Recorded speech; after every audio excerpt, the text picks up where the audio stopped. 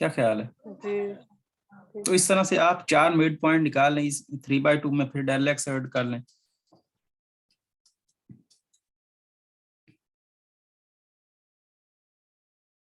ये कितना बनेगा?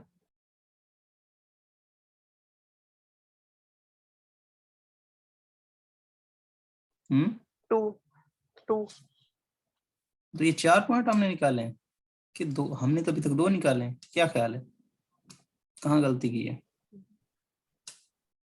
1 पॉइंट तो और होना चाहिए था। देखते हैं यहाँ, इस पे देखते हैं।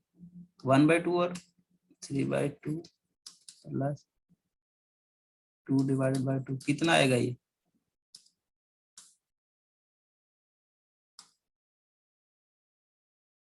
कितना आएगा ये? 3 + 4/4 7/4 ऐसा ही है। सर ये 3/2 है ना, तो +2 तो ये हाँ आएगा। हाँ बस ठीक है, समझ आ गई। तो ये आएगा। वो एलसीएम है। जी। तो यहाँ पर हमने कोई गलती कर दी है शायद। 1/4 पहला हमने सही निकाला, ठीक है। 1/4 में आप डेल एक्स हमारा कितना चल रहा है? 1/2। ये कितना बना? 3/2 1.5।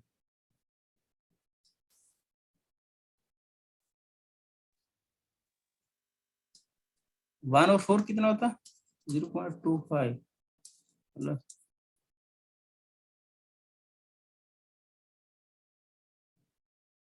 ये कितना होता है? 0.5 0.75। ये गलत है। 3/2।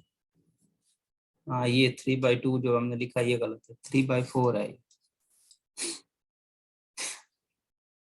इसका एलसीएम 4 नहीं लिया था। क्या ख्याल है, इसका 4 नहीं आता एलसीएम?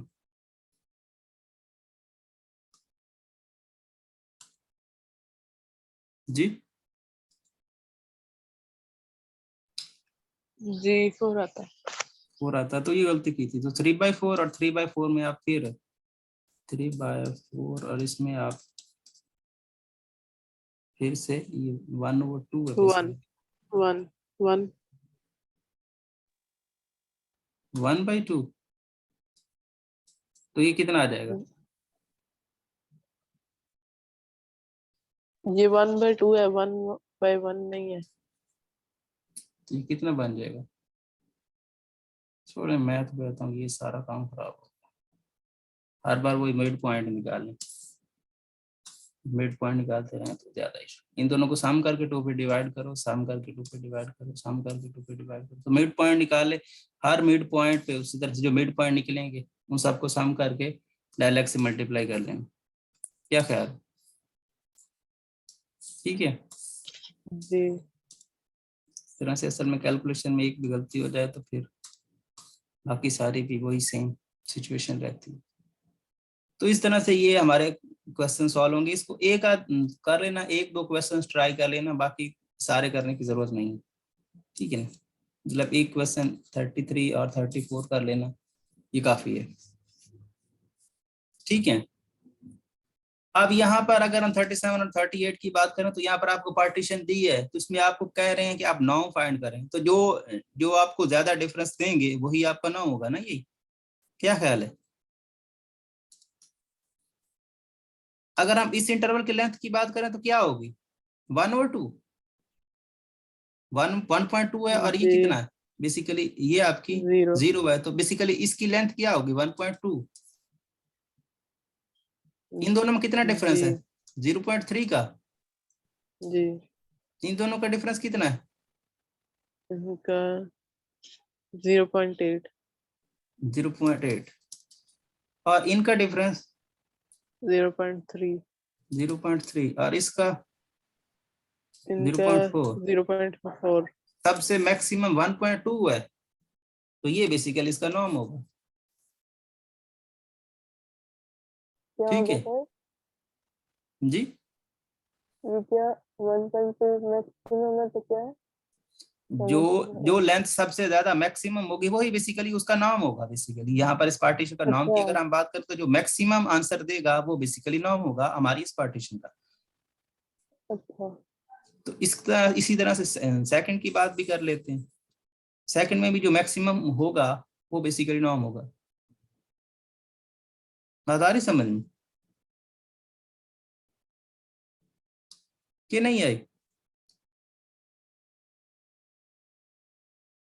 हाँ ठीक है सर। तो ये 0.4, इन दोनों का गैप कितना है? इनका गैप काफी ज्यादा है।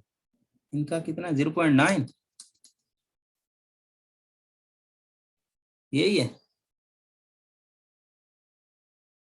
0.9 ही है ना कि 0.9 जी नहीं है? 0.9 0.9 नहीं है ये। 0.11, 0.9 0. नहीं है, ये 1.1 है।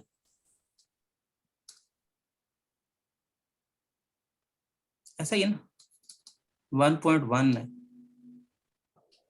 ये ऐसे करें ना, जी 0.5 जी माइनस 1.1 माइनस इंटू माइनस 1.6, तो बेसिकली ये बेसिकली माइनस 0.5 प्लस 1.6, तो बेसिकली 1.1 आता है। 1.1 है ये।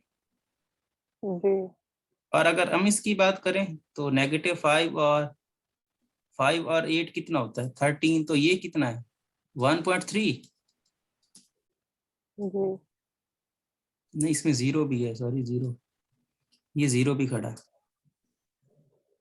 तो ये 5 तो हो गया। 0.5 ये 0.5, 0.5 0.8 और ये 0.2। जी मैक्सिमम कौन सा है? 1.1 वाला, तो ये इसका जी नाम होगा। ठीक है, अच्छा बात समझ में आई है कि नहीं आई, क्या ख्याल है? और ये समझ अब हम असल क्वेश्चन जो हमारा है वो हम करते हैं जिस तरफ हम आए थे।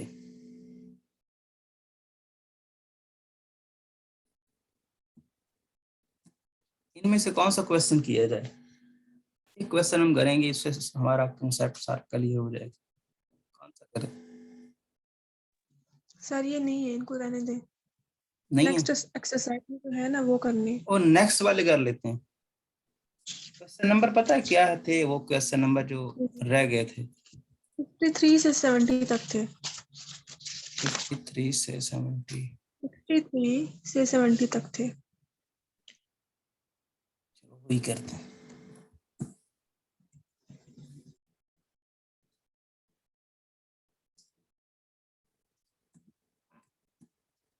ये किस कौन सा किया जाए इस केस में? फर्स्ट वाला ही। फर्स्ट वाला।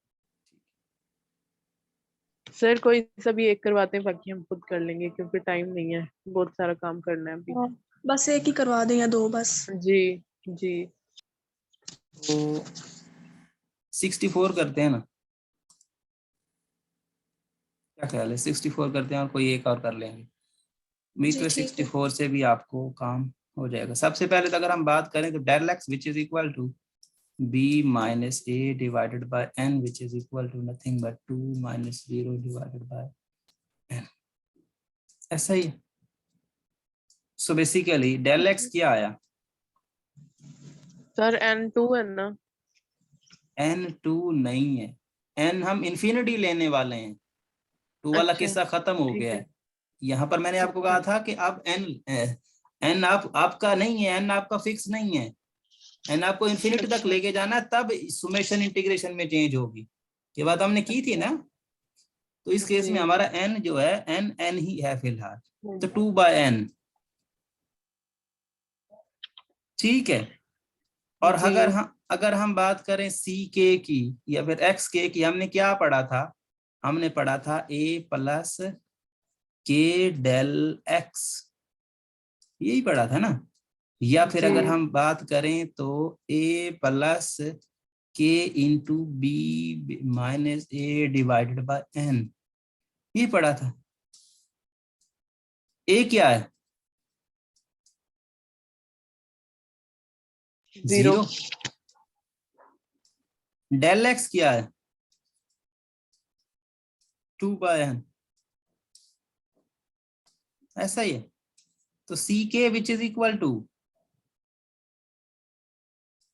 2k बाय n, एन ऐसा ही है। अब यहां पर हम जो यूज करने वाले हैं, हम यूज करने वाले हैं राइट हैंड पॉइंट, क्योंकि आप जो क्वेश्चन सॉल्व करोगे आप राइट हैंड पॉइंट से सॉल्व करोगे। लेफ्ट हैंड पॉइंट और राइट हैंड पॉइंट में सिर्फ फर्क क्या होता है कि आप यहाँ पे देखिए ना, अगर हम लेफ्ट हैंड पॉइंट यूज करें तो हमें 0 से स्टार्ट करना पड़ेगा, ऐसा ही है। जी और अगर हम राइट हैंड पॉइंट से यूज करें तो राइट हैंड पॉइंट में हमें यहीं से K1 लेके K2, हमारा हमने जो फार्मूला पढ़ा था ना, हमने फार्मूला भी जो सिंपल पढ़ा था वो अगर हम बात करें तो K which is equal to 1 to n f of c k del x था, जो कि एस एन के इक्वल, ऐसा ही था ना, ऐसा ही जी। है। सो लेफ्ट हैंड और राइट हैंड में कॉन्सेप्ट में क्या, अगर हम लेफ्ट हैंड पॉइंट यूज करेंगे, राइट हैंड पॉइंट यूज करेंगे तो हमें इस फार्मूले में छेड़खानी करने की जरूरत नहीं है। लेकिन अगर हम राइट हैंड का यूज करेंगे तो हमें थोड़ा सी चेंजिंग करनी पड़ेगी। फिर हम राइट हैंड के लिए एस एन जो लिखेंगे वो लिखेंगे k which is equal to 0 to n minus 1 f of c k del x. तो यहाँ पे हमें थोड़ी सी टेंशन हो सकती है, हम थोड़ा सा मुश्किल में पड़ जाएंगे, ठीक है ना, क्योंकि उन्होंने नहीं कहा कि लेफ्ट हैंड और राइट हैंड का यूज करो, ठीक है ना, वो आपका ऑप्शन है। तो इसलिए आप राइट हैंड का यूज करें, इसको चेंज करने की बजाय वही लिखें। हम कौन सा यूज करें, राइट हैंड पॉइंट, ठीक है ना, राइट हैंड पॉइंट हम यूज कर रहे हैं और ये हमारा फार्मूला है। फंक्शन जो अपनी मर्जी से, अब देखिए ना, कोई भी फंक्शन होगा, कोई भी फंक्शन होगा, यहाँ पर कोई भी अपनी मर्जी से उठा लो। अगर यहाँ बात करें तो एफ ऑफ एक्स, ये यहाँ बात करें तो एक्स स्क्वायर, ये करें तो ये सारे एफ ऑफ एक्स है ना, फंक्शन आपको ऐसे ही करना, ठीक है। अच्छा। सो डेल एक्स हमारा क्या निकला है, 2k बाय n, ऐसा ही है। अगर हमें क्या निकालना है, हमें निकालना है एफ ऑफ एक्स, आपका क्या है 2x प्लस 1 है, फंक्शन यही है जी 2x प्लस 1 है। तो हमें तो निकालना है एफ ऑफ सी के, इसका मतलब 2 सी के प्लस 1। किसी को कोई प्रॉब्लम है, जरा गौर से समझना। जहां पे नहीं। x है हमें सी के चाहिए, तो हमने x की जगह पे सी लिख दिया, कोई इश्यू है? नहीं सी के की वैल्यू है आपके पास, जी यही है ना 2k प्लस 1, 2k, जी ये 2k बाय n। मतलब ये हुआ कि इन जनरल अगर मैं बात करूं तो 4k by n plus 1, f of c k की value 4k by n plus 1, यही ना, ये जी फार्मूला है, मैं पुट कर दूं g n which is equal to 1 to n, f of c k का हमने निकाला 4k by n plus 1, del x क्या निकाला 4k नहीं 2k बाय n, कुछ ऐसा ही नहीं, सॉरी डेल एक्स ये नहीं था, यही था, डेल एक्स 2 बाय n था, ये वाला किस्सा नहीं था, डेल एक्स हमारा 2 बाय n था। डेल एक्स की वैल्यू सर ये आपने एक्स लिखा है कि के लिखा है? ये के है, एक्स तो नहीं है, चलो सही से अच्छा लिख, के ठीक है। जी जी यहां तक किसी को इशू है? नहीं no F of c k की वैल्यू ली, डेल एक्स की वैल्यू ली, पुट कर दी। अब आएगा किस्सा यहाँ पे, ये चाहे तो मल्टीप्लाई कर दो, ये क्या बन जाएगा, summation n which is equal to k which is equal to 1 to n, और ये क्या बन जाएगा 8k by n square plus 2 by n। क्या ख्याल है? जी। अब सुमेशन की जो मैंने आपको प्रॉपर्टीज पढ़ाई हैं वो प्रॉपर्टी हम लगाएंगे। k which is equal to 1 to n 8k by n square plus summation k which is equal to 1 to n 2 by n। सही है? कोई इशू है किसी को? नहीं। 8 by n square is a constant। Ji. k which is equal to 1 to n k plus 2 by n is a constant, या फिर ऐसे ही लिखते हैं। अच्छा, कांस्टेंट का रूल आपको मैंने एग्जांपल से भी बताया था, क्या आएगा इसको उसको खोलेंगे तो ये तो सारा कांस्टेंट है, तो 2 by n डॉट n आएगा ना, याद हो तो। जी। हमने कहा था कि जो कांस्टेंट होगा उसके साथ अपर वैल्यू मल्टीप्लाई कर लेंगे अगर 1 से स्टार्ट हो रही होती। इसीलिए मैंने आपको कहा था कि भाई हम नेगेटिव 0 से स्टार्ट नहीं करते, हमें इशू होगा। ठीक है। अच्छा।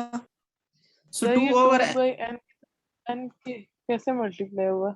फार्मूला था ना हमारे पास, अच्छा हाँ ठीक k है। which is equal to 1 to n a which is equal to n a, ये था ना हमारे पास फार्मूला। हाँ जी समझ आ तो गई। उसका फार्मूला हमने यूज किया, तो 2 by n और 2 by n हमारा a है और ये हमारा क्या है n है। ठीक है। सो n से कैंसिल हो गया, क्या कहते हो? जी। 8 by n स्क्वायर, ये फार्मूला भी मैंने आपको कहा था कि अच्छे से याद कर लो, जिसको मैंने कहा था कि ये क्या है, नेचुरल नंबर्स का सम। किसी को इशू है इससे? नहीं। नहीं। वो फार्मूला यहाँ पर वो फार्मूला है जो हमने कांस्टेंट के लिए पढ़ा था, तो ये ठीक है। जी। अब ये 4 हो गया, एक n तो कैंसिल हो गया, बाकी रह गया n plus 1 divided by n plus 2। क्या कहते? जी। ये क्या है? Sn।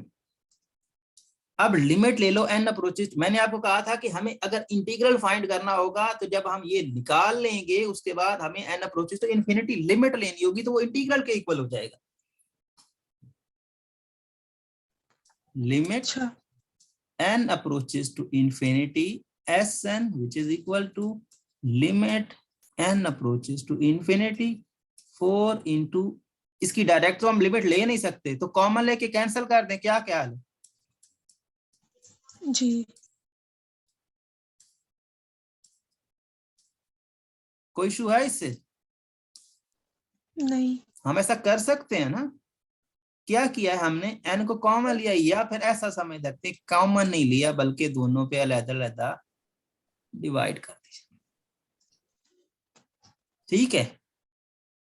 जी। n पे डिवाइड हुआ तो 1 और 1 पे डिवाइड हुआ तो 1 ओवर n। लिमिट लगाएंगे इस पे तो लिमिट असर करेगी नहीं, कांस्टेंट है। 4, आंसर 6 आ जाएगा। आंसर आपका 6 आ जाएगा। तो ये आपका रिजल्ट है, तो आप इसको लिखोगे, ये limit n approaches to infinity Sn which is equal to integral कहां से कहां तक था, लिखवाओ जरा।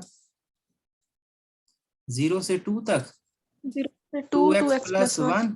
सर ये 6 नहीं आ रहा, 8 आ रहा है क्योंकि +2 भी हो रहा है। 6 ही आ रहा है। 2 आ रहा है। अभी तो देखो 6 8 आ रहा है, 8 आ रहा है, 8 आ रहा है। देखिए ना, मल्टीप्लाई लिमिट लगाओ उसके बाद। लिमिट लगाएंगे तो 1 बचेगा ना। यहाँ 1 रहेगा। 1 बचेगा भाई देखें, हम तो इसकी 1। इंटीग्रेशन साइड से कर लेते हैं ना, तो पता चल जाएगा कि क्या आता है। अच्छा पता चल जाएगा 4, और ये यहाँ पर अगर हम बात करें तो इसके जो हमने फार्मूले पढ़े हैं 2 का स्क्वायर 0 तो 0 ही हो जाएगा, और प्लस ये आ जाएगा 2। तो इंटीग्रेशन या तो गलत की है, ये फंक्शन था ना, कहाँ पे गड़बड़ की है? ये तो बहुत ज्यादा आ रही है, 10 आ रही है ये। 2 का स्क्वायर 4 4 2 8 8 10। सर इसको छोड़े, ऊपर से देखिए। नहीं, आंसर सर यही 8 आ आता रही है। है क्योंकि सर डिवाइडेड बाय 2 भी करना है, इधर से 2 स्क्वायर यहाँ पर नहीं, यार नीचे से नीचे नहीं। ये +2 भी तो हो रहा है, ये किधर गया? +2 डाला है, वो तुम खुद देखो, अभी इन्फिनिटी हमने लगाई है, तो 4 का 1 से मल्टीप्लाई करेंगे तो 4 बचेगा, 7 + 2 आंसर 6 आएगा ना।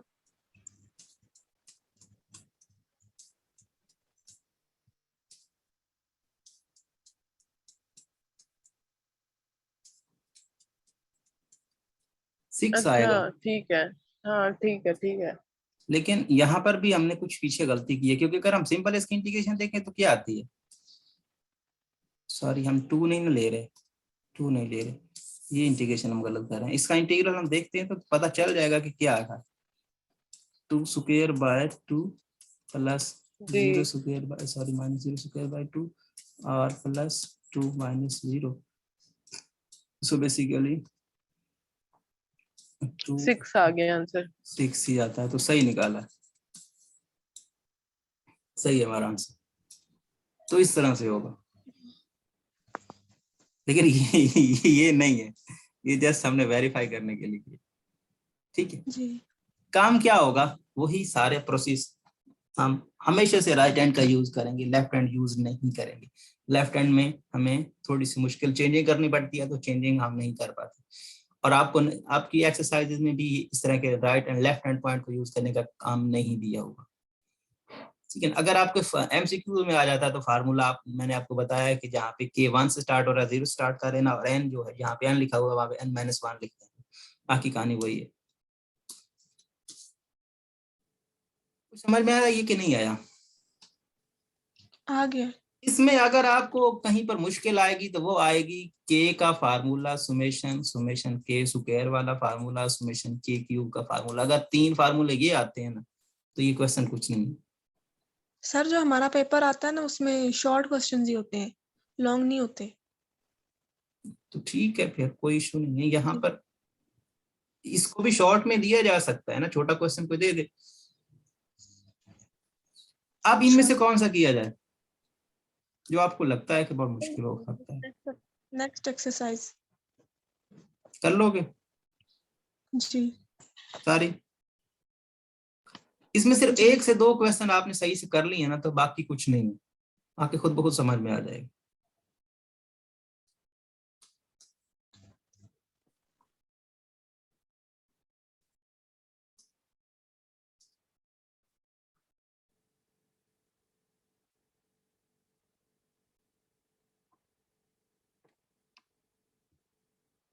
इसको जरा देखो,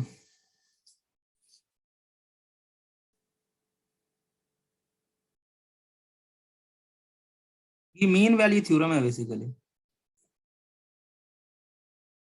फॉर डेफिनेट इंटीग्रल्स। इसको रीड करो जरा। अच्छा, if f is continuous on interval a b, then at some point c in a b is f of c is equal to 1 by b minus a, or integration b a f of x dx.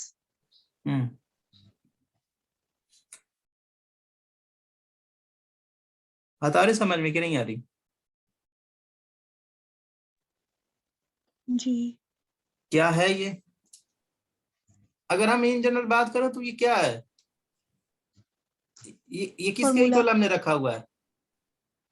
अगर आपको जरा याद हो तो ये क्या है, ये एवरेज वैल्यू नहीं है? कल जो हमने कैलकुलेट की एवरेज वैल्यू जी यही थी ना, एरिया डिवाइडेड बाय लेंथ। जी तो ये वही तो है। अच्छा जी जी, उधर मीन वैल्यू थ्योरम आपने क्या पढ़ा था? इंस्टेंटेनियस रेट ऑफ चेंज आपकी किसी, अगर फंक्शन आपका कांस्टेंट है डिफरेंशिएबल है, तो instantaneous rate of change average rate of change के इक्वल हो जाती है। जी यही पढ़ा था जी ना, यहाँ पर भी यही केस हो रहा है।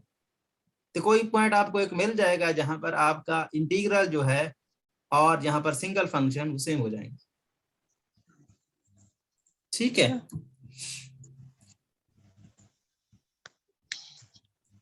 फंडामेंटल थ्योरम इसको देखो, काफी इंपॉर्टेंट है।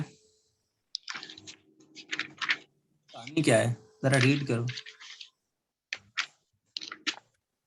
अच्छा if f is continuous on interval a b then f of x is equal to integration x a f of t dt is continuous on interval a b and differentiable on a b then its derivative is f of x is equal to this.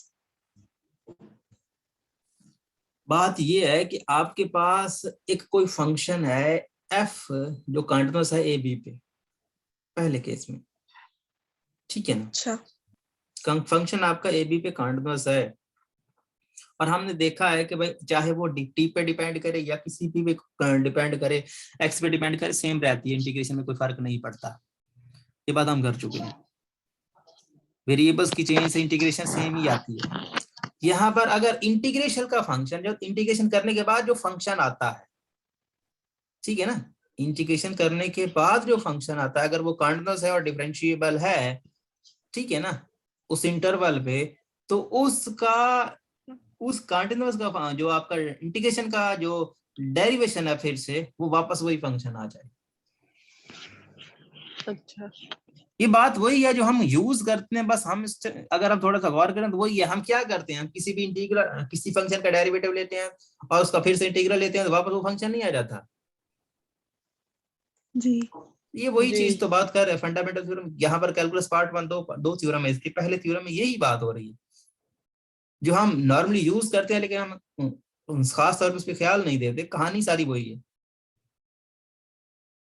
कि कोई अगर कोई integral function जो है, मतलब किसी function की integration ली हुई है, किसी भी फंक्शन की इंटीग्रेशन ली हुई है, अगर वो जो आपको रिजल्ट मिलता है वो काइंड ऑफ डिफरेंशिएबल हो तो उसका डेरिवेटिव ले तो वो ओरिजिनल फंक्शन आ जाता है। अच्छा अच्छा बात आ रही समझ में? इसका हम यूज भी जी करेंगे काफी क्वेश्चन कि अगर आपको कोई इंटीग्रल दिया होगा और हमें कहा जाएगा कि इसका डेरिवेटिव फाइंड करो, तो पहले उसको चेक कर लेंगे कि क्या वो काइंड ऑफ डिफरेंशिएबल है। अगर काइंड ऑफ डिफरेंशिएबल होगा तो उसका डेरिवेटिव वापस यही फंक्शन उठा कर लिख देंगे, कुछ ना इंटीग्रेशन करेंगे ना डेरिवेशन करेंगे। अच्छा बात अगर अगर आपसे ये कहा जाए कि भाई लेट से आपके पास कोई फंक्शन 0 से पाई है, 0 से पाई है और साइन एक्स है, डी एक्स है, ये फंक्शन आपसे कहा जाता है कि भाई आप क्या, या साइन टी है, डी टी है, ठीक है। यहां पर लेट से एक्स लिख दिया जाता है, कुछ लिख दिया जाता है, तो आपसे कहा जाता है कि भाई आप हमें इसका डेरिवेटिव निकाल के दो। इस फंक्शन का, लेट से ये फंक्शन है, इस फंक्शन का डेरिवेटिव निकाल के दो। तो कुछ भी नहीं करोगे आप, इसको ये जो फंक्शन है खामोशी से इसी को लिख दोगे sin x।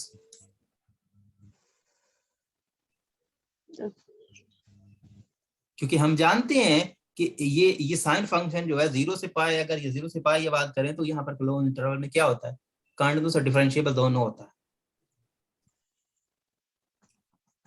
होता है कि नहीं होता? जी यही बात। अच्छा, इसका सेकंड पार्ट है, यहाँ पर वो कुछ एग्जांपल्स भी आपको दे रहा है, एग्जांपल्स भी चलो देख लें। ये y फंक्शन दे दिया उसने पहले केस में, इसका वो डेरिवेटिव आपसे मांग रहा है पी क्यू प्लस 1। ये क्या फंक्शन है, क्यू प्लस 1, ये कौन सा फंक्शन है भाई? लीनियर क्यूबिक फंक्शन फंक्शन है, पोलिनोमियल है। पोलिनोमियल हम जानते हैं क्यूबिक डिफरेंशिएबल और कंटीन्यूअस होता है कि नहीं होता? होता है ना। जी जी कोई भी पोलिनोमियल डिफरेंशिएबल और कंटीन्यूअस होता है तो इसका मतलब डिफरेंशिएबल और कंटीन्यूअस कहानी पूरी है। तो अगर हमें इसका डेरिवेटिव लेना है तो बस क्या कर दें, जहाँ पे टी है वहां पे एक्स पुट कर दें तो हमारा डेरिवेटिव आ जाएगा। अच्छा क्या ख्याल है? फंडामेंटल थ्योरम का मतलब डेरिवेटिव लेना है। फंडामेंटल थ्योरम मतलब का डेरिवेटिव और भाई इंटीग्रल दोनों। इंटीग्रल का फिर से डेरिवेटिव ले लें तो वापस वही फंक्शन आता है। फंडामेंटल थ्योरम बेसिक बात ये है। जी जी। अच्छा भाई कोई इंटीग्रल किसी फंक्शन का लिया हुआ है, फंडामेंटल थ्योरम कहता है कि जो आंसर आया मतलब हुआ है वो अगर एंटी डिफरेंशिएबल डेरिवेटिव क्वांटिटी है तो वो और वापस वही डेरिवेटिव। फंक्शन आ जाए। सर इसका मतलब यही है ना कि डेरिवेटिव लिया उसके बाद उसका एंटी डेरिवेटिव लिया और फिर वही आंसर आ गया। नहीं नहीं, उलट है इसमें। जी। ये अच्छा। अगर हम बात करें डेरिवेशन की बात करें तो नहीं, लेकिन हम इंटीग्रेशन की बात, अगर इंटीग्रल लिया हुआ है और हम उस फंक्शन का फिर से डेरिवेटिव लेते हैं तो ओरिजिनल फंक्शन आ जाएगा, ये मतलब है इसका। अच्छा। अच्छा ठीक है, किसी भी फंक्शन का डेरिवेटिव लिया हुआ है, ठीक है, अगर आप वो फंक्शन कंटीन्यूअस डिफरेंशिएबल है तो उसका डेरिवेटिव लोगे तो ओरिजिनल फंक्शन फिर से आ जाएगा। अच्छा ठीक है, अच्छा। लेके देख सकते हो, अगर लेके देखना चाहते हो तो फिर भी देख लो, कहानी वही आएगी। अब इसका सेकंड पार्ट है fundamental theorem of calculus part 2। अगर फंक्शन कंटीन्यूअस है एट एवरीवेयर, किसी भी डोमेन में, तो उसका जो डेरिवेटिव होगा, उसका एंटी डेरिवेटिव होगा, वो ये होगा f of b minus f of a, ये जो आप अक्सर यूज करते हो। जी ये जो लिमिट्स वाला केस हम यूज करते हैं कि भाई इसका इंटीग्रल ले लिया, इसका इंटीग्रल जो भी है, लेट से हम ये बात करते हैं, हम एफ ऑफ हम कोई भी फंक्शन हो, लेट से हमारे पास एक्स स्क्वायर, इसका हम इंटीग्रेशन करते हैं तो एक्स क्यूब बाई 3, और लिमिट्स जब लगाते हैं तो क्या करते हैं, पहले हम 2 पुट कर देते हैं, फिर माइनस लगा के 0 पुट करते हैं। ऐसा ही है ना? जी तो यही कहानी वही जी। हो रहा है। अच्छा वो यही कह रहा है कि आपके पास कोई कॉर्डिनेट फंक्शन है स्मॉल एफ, उसका जो एंटी डेरिवेटिव है, उसका जो इंटीग्रल है, एंटी डेरिवेटिव इंटीग्रल ना, जो उसका इंटीग्रल है बेसिकली, वो कुछ इस तरह से आएगा कि जो स्टार्टिंग पॉइंट है उसको बाद में, और जो एंडिंग पॉइंट है जो वो आपका पहले आएगा उस फंक्शन में पुट हो। अच्छा काम वही है जो आप नॉर्मल जिंदगी में, आप नॉर्मल जब आप इस इंटीग्रेशन में करते हो वही है, लेकिन सिर्फ है क्या, अगर आपको घुमा के बात कर दी जाए कि आप इसमें fundamental theorem of calculus part 2 लगाएं, तो आपको पता नहीं चलेगा कि भाई क्या करना है। हालांकि काम वही है जो आप पहले से, अगर ना बताया जाता तब भी आप वही करते। अगर मैं आपसे ये कहूँ ना कि आप इसकी इंटीग्रेशन करें 0 से 2x स्क्वायर dx की, तो आपने काम वही करना है, ये जो लिखा हुआ है कि आपने इसकी जी इंटीग्रेशन लेनी है एक्स क्यूब बाई 3, और फिर आपने 2 और 0 पुट करके माइनस डाल के आपने काम करना है। लेकिन अगर आपसे ये कहा जाए कि भाई आप इसमें फंडामेंटल थ्योरम ऑफ कैलकुलस लगाएं पार्ट 2, तो आप सोच में पड़ जाओगे ये कौन सा, ये क्या करना है इसमें। ऐसा ही है, जी और कुछ नहीं, काम वही है जो आपने पहले करना था, वही अब भी वही काम है। बस इसका नाम बता रहा है कि ये इस मेथड से आप इसको यूज तो करते हो, लेकिन मेथड इसका कौन सा, इसके पीछे लॉजिक क्या है, ये लॉजिक है, ये थ्योरम है बेसिकली, जिसकी वजह से हम वो काम करते हैं। अच्छा ठीक है, जी।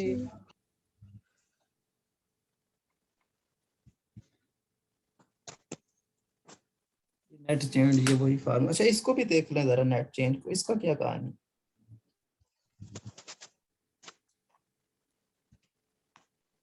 Example 4 theorem 5।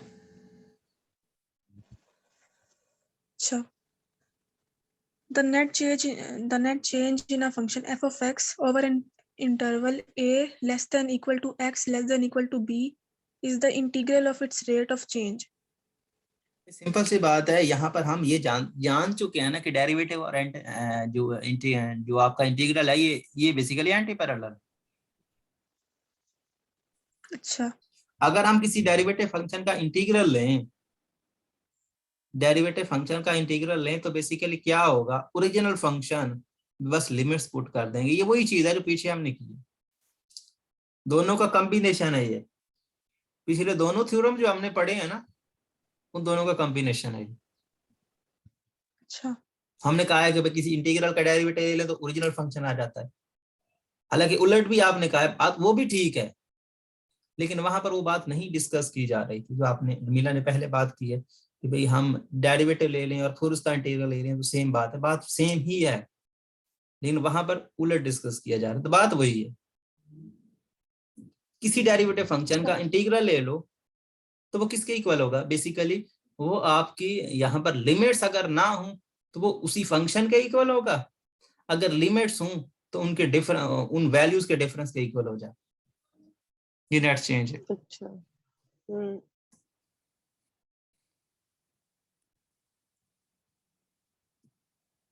बाकी देख लेंगे हम।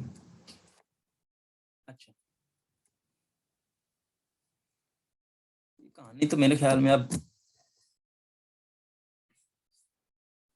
आप कहोगे सर ये तो क्वेश्चन हमको आते हैं, क्या ख्याल है? ये नहीं आते?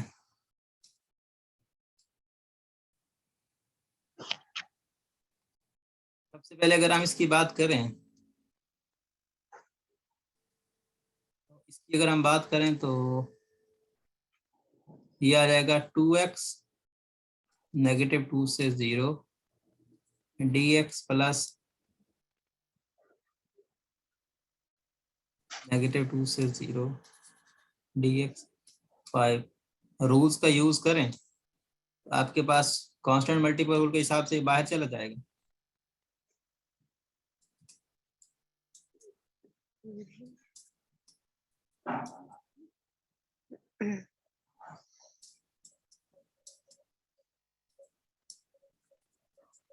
आप सबकी इंटीग्रेशन तो आती है, इंटीग्रेशन के जो जी। रूल्स हैं वही लगा दो इस पे।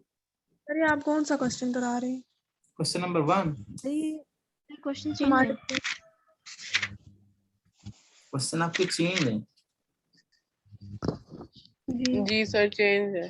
हमारा पहला क्वेश्चन है x ब्रैकेट में x -3 और लिमिट है 0 2। क्वेश्चन नंबर 3 है ये, बेसिकली यहाँ पर ये जो क्वेश्चन नंबर 3 है ये आपका फर्स्ट पार्ट है। जी जी ये हमारा फर्स्ट है तो बात तो और वही इससे है ना, अगला सेकंड। क्या फर्क पड़ता है? अच्छा मल्टीप्लाई कर दो पहले 0 से 2 x स्क्वायर माइनस dx। क्या ख्याल है? इसको लिख सकते हो इंटीग्रल 0 से 2 x square minus dx minus 3 x dx 0 से 2। क्या ख्याल, लिख सकते हैं? लिख सकते हैं ना भाई? जी लिख सकते हैं। तो इसकी इंटीग्रेशन क्या आएगी?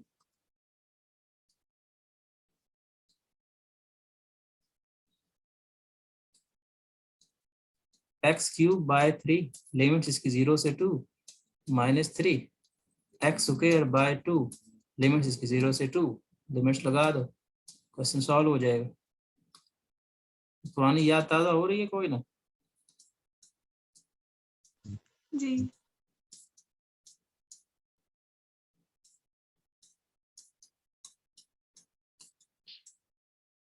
क्या आंसर आएगा?